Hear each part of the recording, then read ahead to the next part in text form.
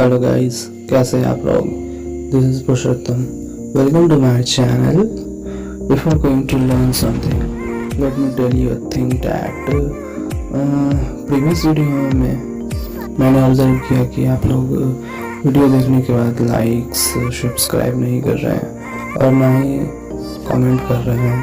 So guys, please like and subscribe my channel and encourage me by leaving a comment. So guys, आज का topic है what do we get when we apply the Schrodinger equation on a hydrogen atom. So let's start our video and continues our study. इस video को देखने से पहले अगर आप नए हो तो आप प्रीवियस वाली वीडियो को देखो, क्योंकि उसे देखे बिना आप इसे नहीं समझ सकते, और अगर आपने उसको देखकर इसे देखा तो आपका बेसिक कॉन्सेप्ट पूरा क्लियर हो जाएगा. So Let us see in this way.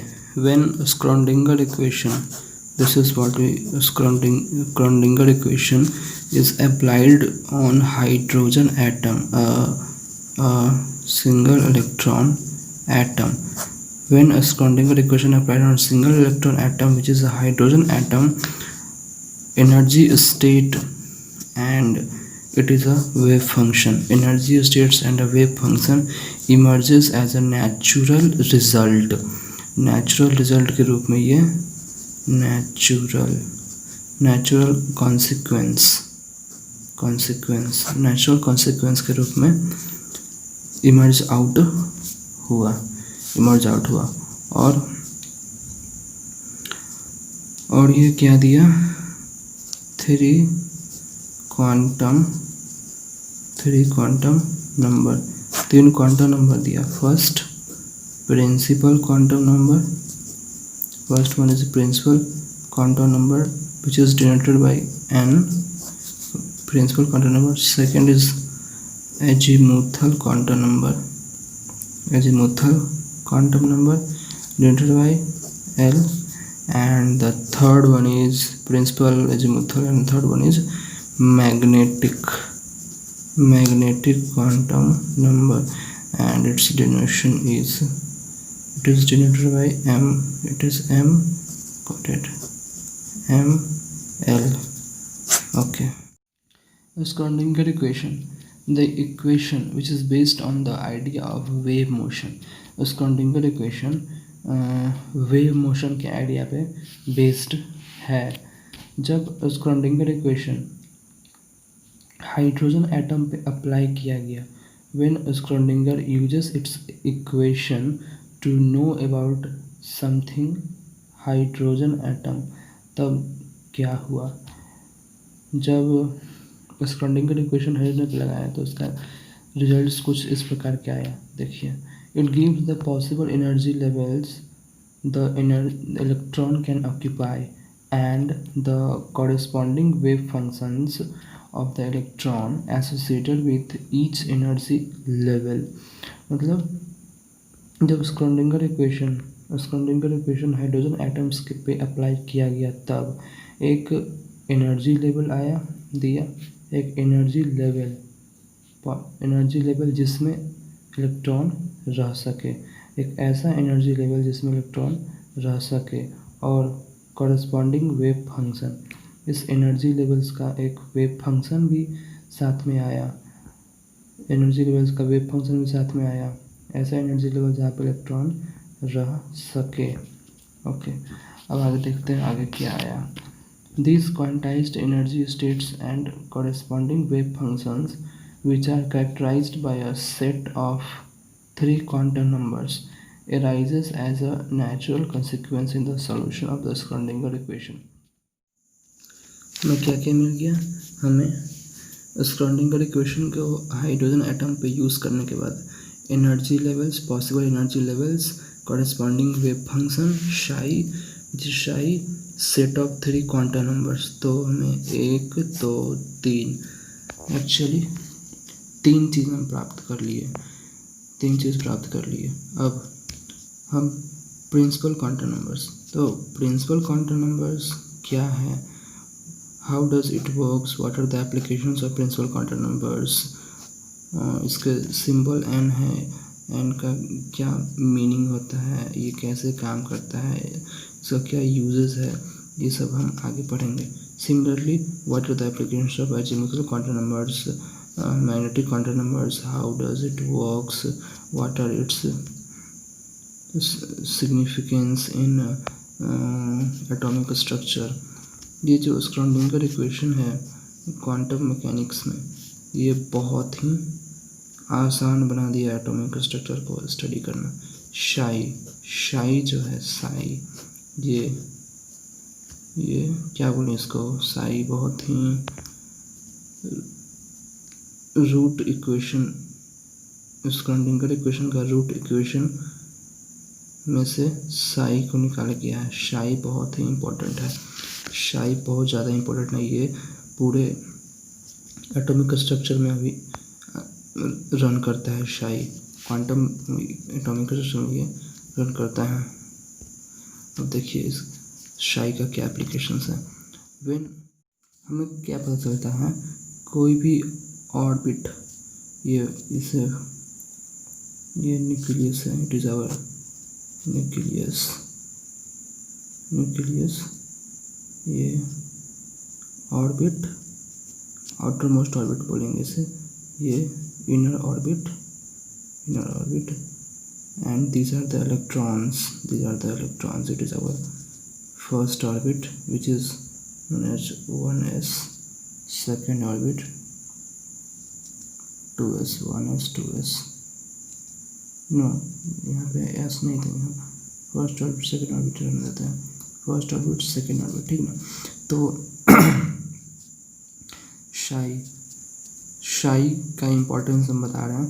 शाई अगर इलेक्ट्रॉन, ये इसे हम ऑर्बिट की जगह पे हम इसे एनर्जी लेवल भी कह सकते हैं, इसे एनर्जी लेवल भी कहते हैं। That energy level which we get here, let us see give possible energy level, this energy level is here, यही ऑर्बिट है, यही एनर्जी लेवल है। इसमें कोई भी इलेक्ट्रॉन जो प्रेजेंट होगा, इस इलेक्ट्रॉन प्रेजेंट होगा इस एनर्जी लेवल में, और इस एनर्जी लेवल का एक कॉरेस्पॉन्डिंग वेव फंक्शन भी हम निकाल चुके हैं। वेव फंक्शन, यहाँ से कॉरेस्पॉन्डिंग वेव फंक्शन, तो ये आपका एनर्जी लेवल है, इसका एक कॉरेस्पॉन्डिंग वेव फंक्शन है जो कि स्क्रॉडिंगर इक्वेशन से हम निकाल चुके हैं। तो वो जो ये देखिए यही वेव फंक्शन है, ये वेव फंक्शन शाई जो है, इस एनर्जी लेवल्स में जो इलेक्ट्रॉन्स प्रेजेंट है उस इलेक्ट्रॉन्स के बारे में सारा डिटेल्स बता देता है।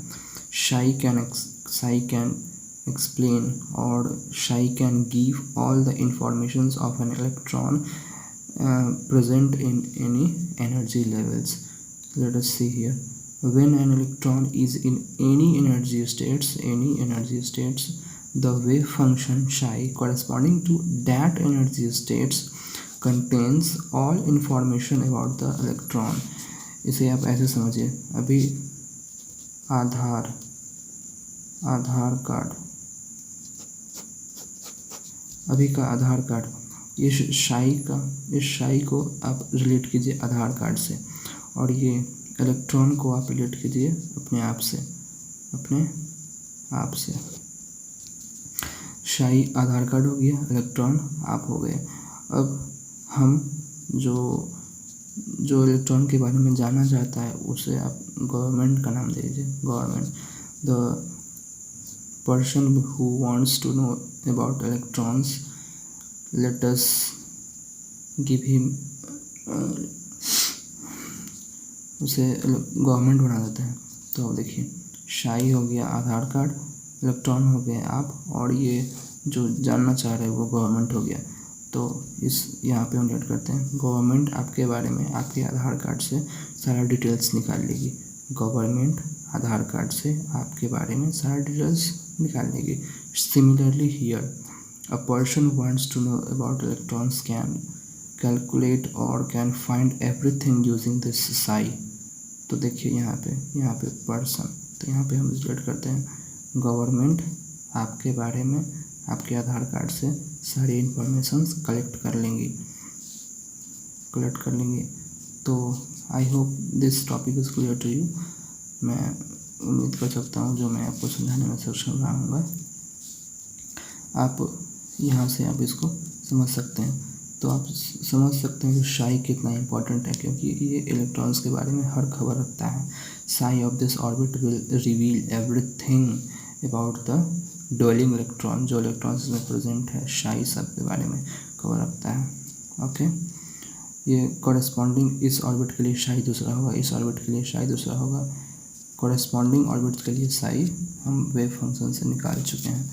नाउ हियर साई जो है वो साई का वैल्यू इलेक्ट्रॉन्स के कोऑर्डिनेट पर डिपेंड करता है। एटम में जो इलेक्ट्रॉन प्रेजेंट है उसके कोऑर्डिनेट पर साई का वैल्यू डिपेंड्स करता है। इसका अपना कोई भी फिजिकल मीनिंग नहीं होता है। Sai does not have any physical meaning, it only depends upon the coordinate of electron in an atom. बस उसी पर डिपेंड करता है। किसी भी हाइड्रोजन या फिर किसी हाइड्रोजन लाइक स्पीसीज के लिए, ठीक ना, हाइड्रोजन या फिर हाइड्रोजन लाइक स्पीसीज के लिए सच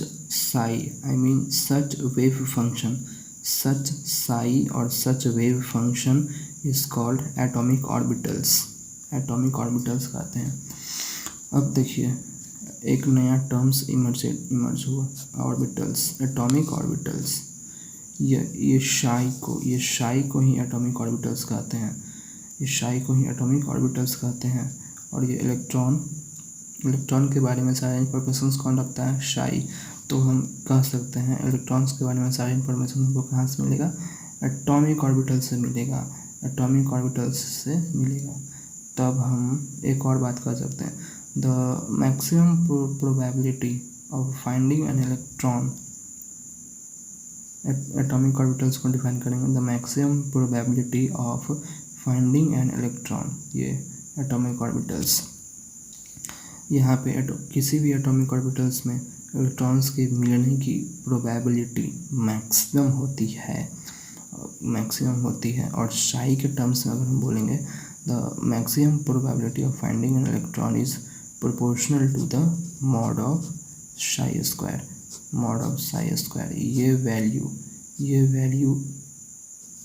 इस वैल्यू पर इलेक्ट्रॉन्स मिलने की क्षमता बहुत ज़्यादा होती है। Maximum probability of finding electron is proportional to the mod of psi square. Wave function के मॉड के स्क्वायर के बराबर होती है इलेक्ट्रॉन्स की मिलने की probability, which is very maximum. जो क्वांटम मैकेनिकल मॉडल था वो हाइड्रोजन स्पेक्ट्रम के बारे में सारा चीज़ बतलाता था। Tells everything about the hydrogen spectrum. Successfully सारा एस्पेक्ट्स को प्रेडिक्ट कर दिया। वो सारे एस्पेक्ट्स को प्रेडिक्ट कर दिया जो कि Bohr model of atom fail कर गया था हाइड्रोजन के बारे में बतलाने में। यहाँ पर कुछ दिया हुआ है, आप उसको पढ़ सकते हैं। When a Schrödinger equation is applied for the multi-electron atoms, then it shows that the results don't differ in any radial way from the hydrogen orbitals discussed above. जो रिजल्ट्स आया वो हाइड्रोजन ऑर्बिटल्स जो कि ऊपर discuss किया गया है उससे ज़्यादा डिफर नहीं था।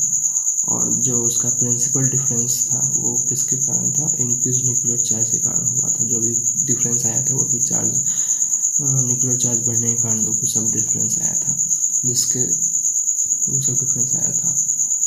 Thus it gives contracted orbitals। सारा ऑर्बिटल्स कॉन्ट्रैक्टेड बताता है। यहाँ पर आप इसे पढ़ सकते हैं, पढ़ करके आप समझ सकते हैं क्या मैं बताना चाहता हूँ। Important features of quantum mechanical model of atom. अब कुछ इम्पॉर्टेंट फीचर्स पढ़ लेते हैं quantum mechanical model of atoms का। देखिए क्या है, picture of some structure of atom. It is the picture of structure of atom. ये स्ट्रक्चर ऑफ एटम का एक पिक्चर है जो कि स्क्रॉडिंगर इक्वेशंस के यूज़ करने से मिला है, ठीक है। The energy of an electron in an atom is quantized. Energy of electron का एनर्जी किसी भी एटम में क्वांटाइज्ड है, मतलब फिक्स्ड है। वो एनर्जी न बढ़ेगा ना घटेगा। देखिए यहाँ पे मैं यूज़ करता हूँ, यहाँ पे नेक्स्ट पेज को यूज़ करता हूँ। जैसे यहाँ पे न्यूक्लियस है, ये एक ऑर्बिट है, और यहाँ पे दूसरा ऑर्बिट है। कहने का मतलब क्या हुआ, ये यहाँ पे जो भी इलेक्ट्रॉन प्रेजेंट है, इलेक्ट्रॉन जो भी यहाँ पे प्रेजेंट है और इलेक्ट्रॉन यहाँ पे भी प्रेजेंट है, तो ये इलेक्ट्रॉन का एक अपना एनर्जी होगा, specific energy, specific energy. It also have its own energy, its own energy. Let us assume it has 5 joule of energy, and then it will have 3 joule of energy, it will have 3 joule of energy. Literally the energy, जो energy यहाँ पे है ये electrons का नहीं है। Literally this is not the energy of an electron, this is the energy of an orbit.